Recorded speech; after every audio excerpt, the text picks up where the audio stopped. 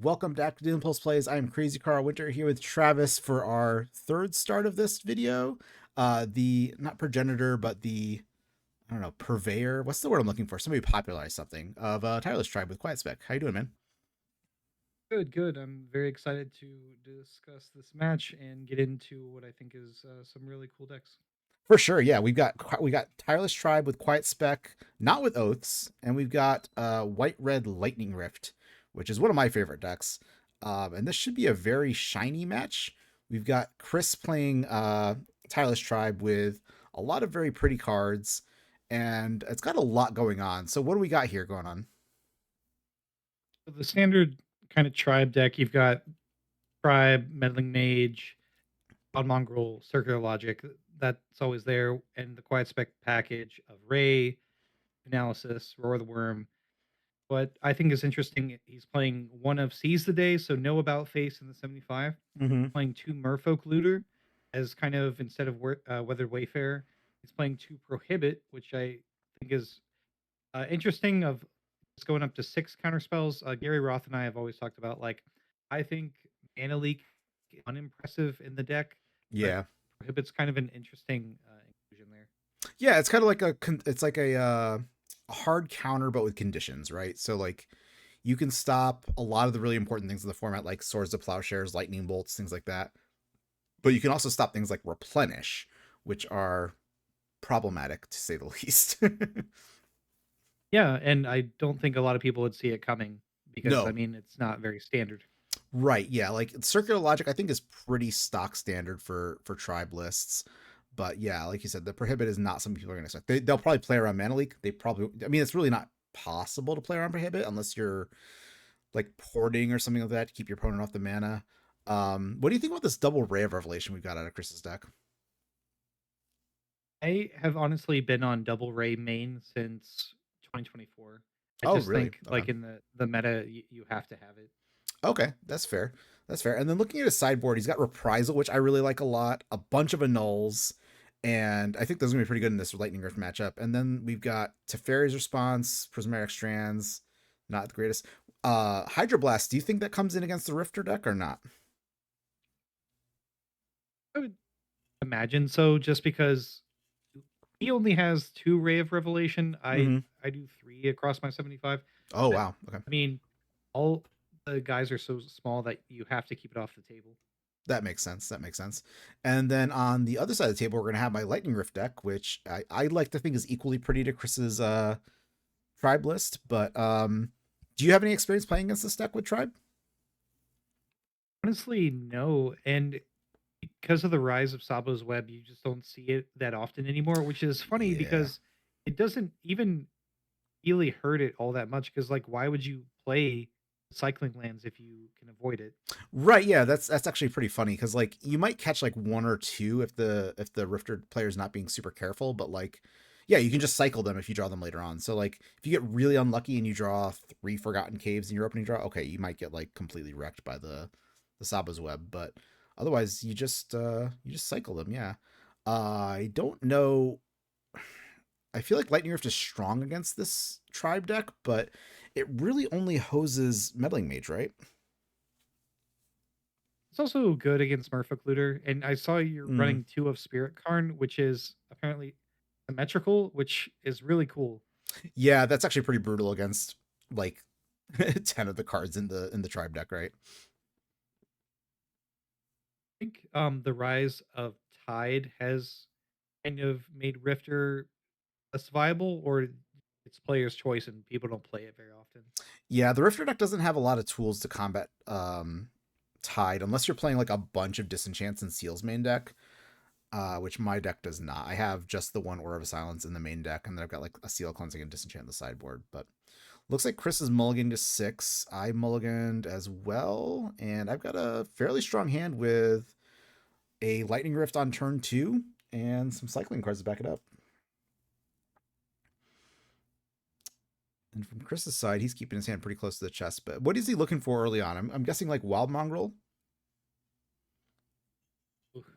The Lightning Rift comes out immediately. So, yeah, Wild Mongrel is obviously great here because even if you point the 2 damage at it, he can keep it out of Hmm. death's range. That said, it is a 2-for-1 there. Like if it's just straight up 2-for-1 because I can cycle something, use the lightning rift on the wild mongrel, and he has to discard a card. And that is 1 card drawn and 1 card discarded for the cost of 1 card on my side. So every cycling card turns into inspiration, which is going to be pretty tough to deal with. But as you noted, Chris does have a lot of rare revelations available to him. I saw one hiding in his hand.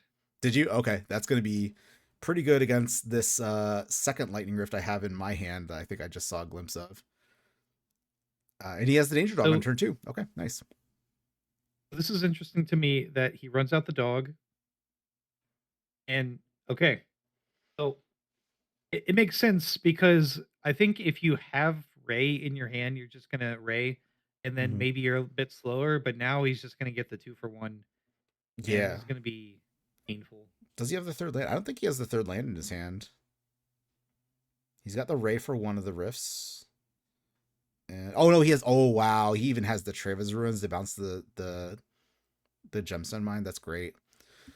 So something I'm trying to be more mindful of is describing what cards do. So Lightning Rift's an enchantment that when you cycle a card, you get to pay 1 to shock something, deal 2 damage to any target. And Rare Revelation is a destroy enchantment card for 2 mana with a flashback of green. And Chris was able to cast it using his Gemstone Mine, which is a land that dies after you use it 3 times. But if you use it 2 times and play a lair land like Treva's Ruins, the Treva's Ruins bounces it back to your hand to reset it, which is pretty great. I had a Swords of Plowshares to exile the Wild Mongrel, which is pretty good. But Should actually, exile it because it does matter for circular logic. that's true. That's a good point. Yeah, we definitely missed that. He's got another danger dog, as we call him, Wild Mongrel, coming out.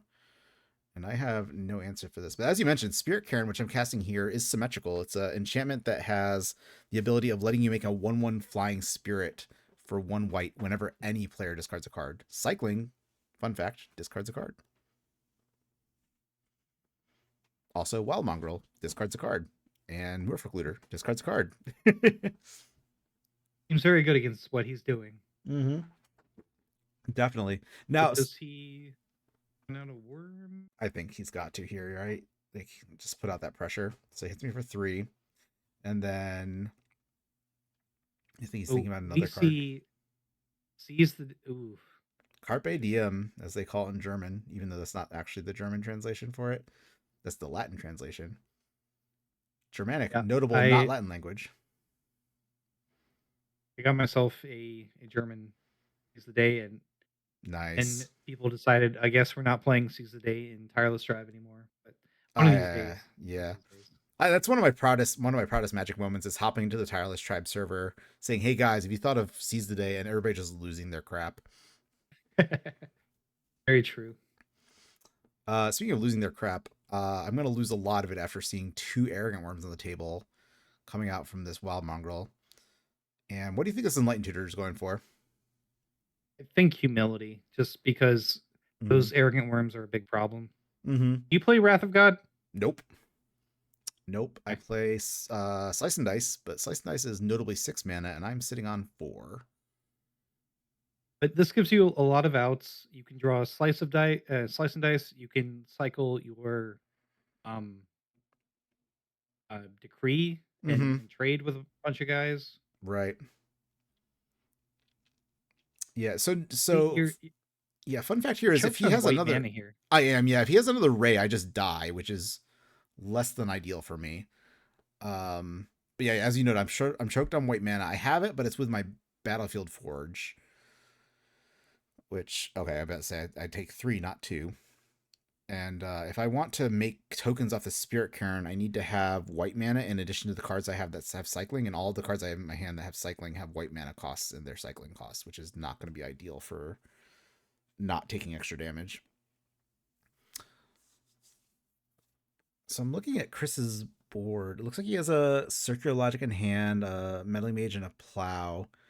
I don't think there's any merit to flashing back Seize the Day here. It's 4 mana to do 1 damage, or 3 mana to do 1 damage. It's not a great rate, right? I guess I'm a little surprised he didn't add more to the board. Just because if he doesn't close the door really quickly, like I think it's just he just takes over no the way game. he can get back in. Yeah. I think he's worried about cycled slice and dice, which I think is a very valid concern. But I don't know. So let's do a quick thought experiment. So he drops the meddling mage. I'm on a 2 turn clock no matter what, unless I make a blocker here. In which case he can just play his 2 drop.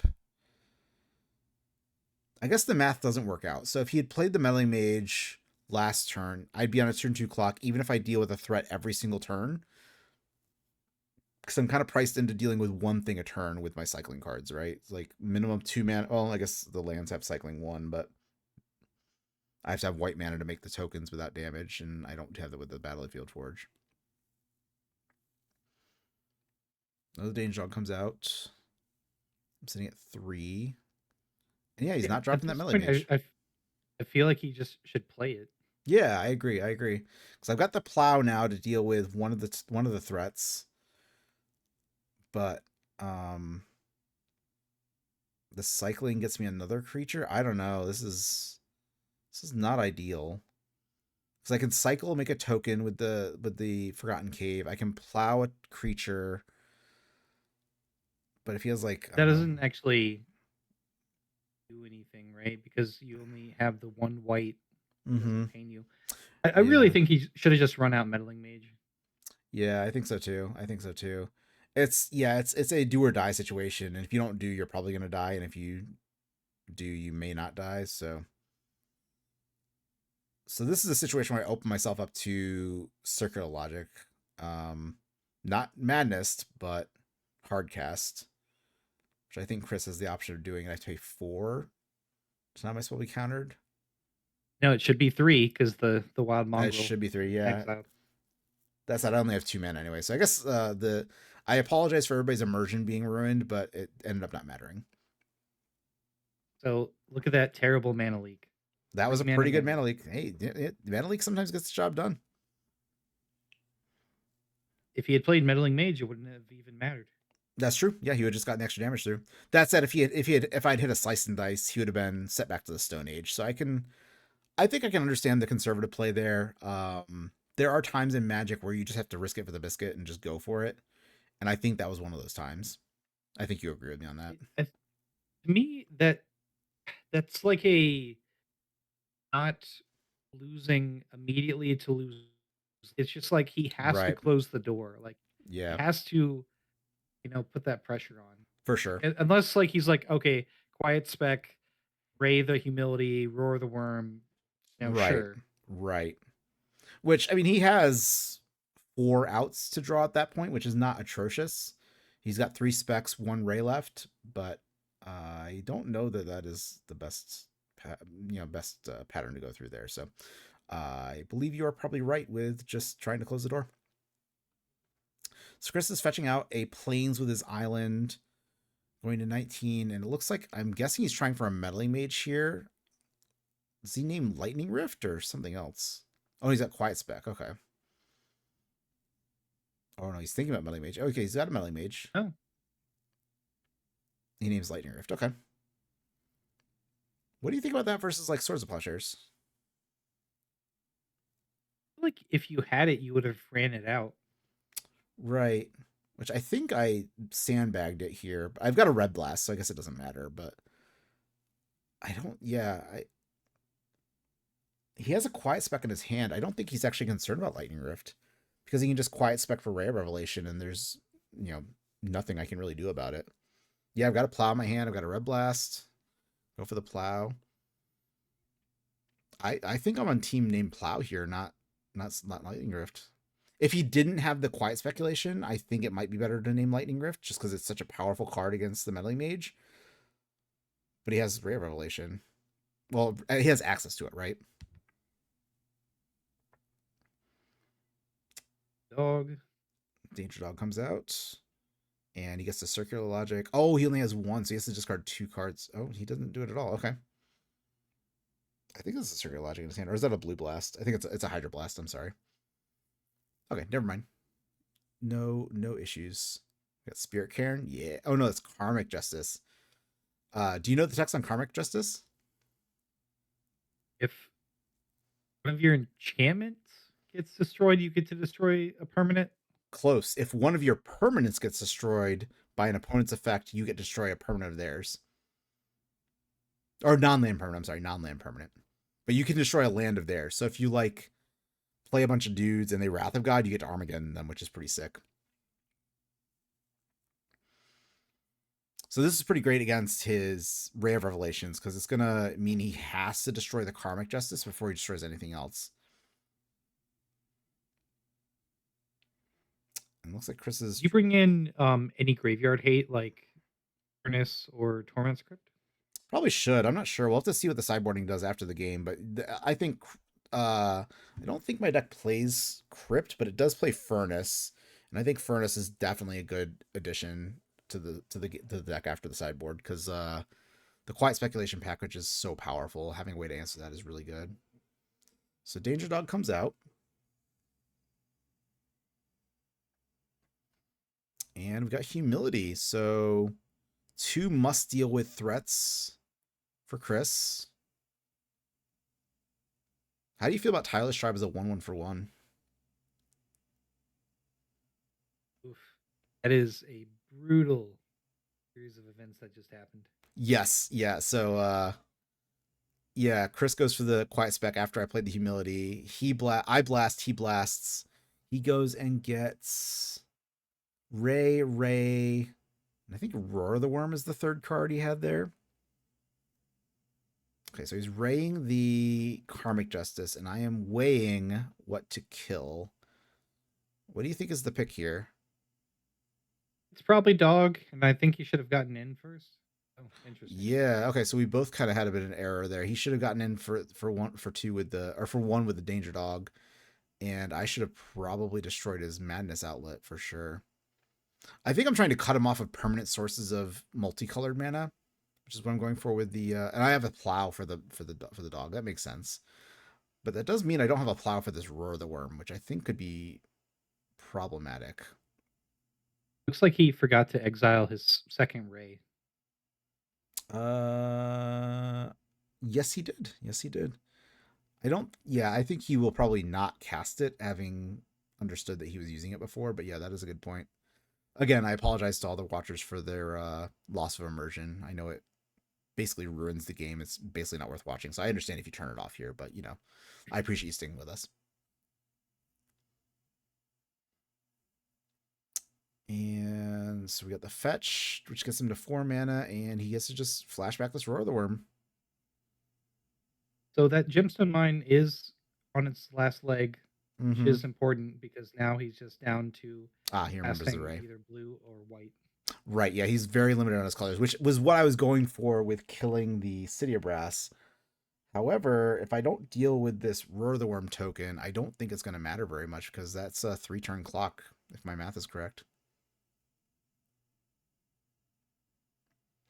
Beautiful old border or old frame Roar of the Worm token. Love to see it. Got a chump blocker, and I take the time to buy back Eternal Dragon. I guess if I had nothing else going on, that's fine, right? Yeah, I mean, would it have been worth it to wait until the next turn so you get 2 tokens instead of 1? Yeah, possibly. Possibly. And he goes for the spec. Just probably getting some deep analyses if I had to guess. Volcanic Spray, which is a flashback Earthquake, which is pretty good. Deep analysis. And is he just out of flashback cards? That can't be right. He's got to have 2 deep analyses. There we go. Okay. I feel like you definitely. Yeah. No, for sure. For sure. Looks like the sun came out in Binghamton, which is very unusual. We are one of the cloudiest cities in the country. We're often cited as a place to move to if you have issues with sunlight. Like there are people who have sunlight allergies and they move here so they can avoid the sunlight.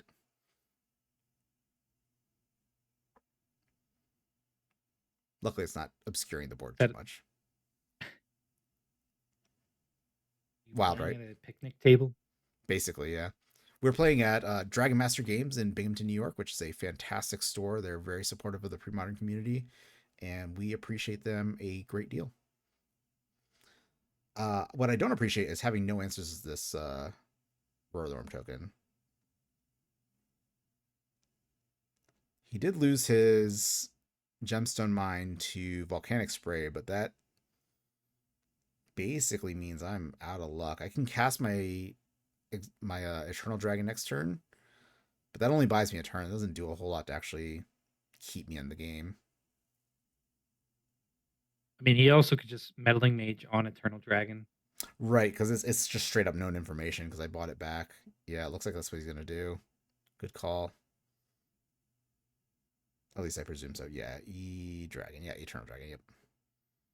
Which infinite So I tokens. guess you cycle it in of turn. Yeah, I guess I have to. Yeah, that's what I go for. So infinite tokens, the company that makes the dry erase tokens that I use, also makes like small rectangle dry erase tokens, which I want to get to use for like cabal therapies, especially for melee mages. You can just like drop them above them. It doesn't take up as much space as the full card sized one. I meant to grab them at MagicCon Atlanta, and I just kind of forgot. There was a little bit going on, and I got nothing going on. Chris takes the W. Nice. And as you mentioned, yeah, 2 furnaces did come in. Chris bought an armadillo cloak. I don't know if I like that against the Swords of Plowshares deck. No, and I suppose if you run out humility, it could be a way of getting his creatures through. But That's a good still, point. it just seems uninspiring. I mean, Mm-hmm. maybe he just didn't have all that much going on, but like a null seems fine. Yeah, I would have brought in the 3rd one, I think, because I've got a lot of artifacts and enchants in my deck. Seize the Day comes out. That makes perfect sense. And if the editor, cough, cough, me, had done a better job of leaving the sideboarded stuff open, we could talk about it longer. But I think sideboarding was pretty good from both sides. I think it was very loose to not Karmic Justice the Wild Mongrel. I think that ended up being a big mistake. Well, I think the other thing was maybe getting a little too hasty with cycling Decree, and Right. It could have bought me an I extra think that turn at least. yeah. Honestly, how do you see the matchup? Because when you played against Gabe back in the Super Gauntlet, what was that, 2024? Yeah, it was Maybe. last year, I think. Yeah. I was like, this doesn't seem like a good matchup, and I kind of feel like you just drew bad both games. Like you were choked on white game Mm-hmm. 1, and game 2 you just flooded bad. Yeah, that could very well be the case. But that's that's kind of sometimes how Magic works. Like variance hits you, and sometimes you draw the right things, sometimes you draw the wrong things. And I think Chris's draws lined up very well with what I had going on.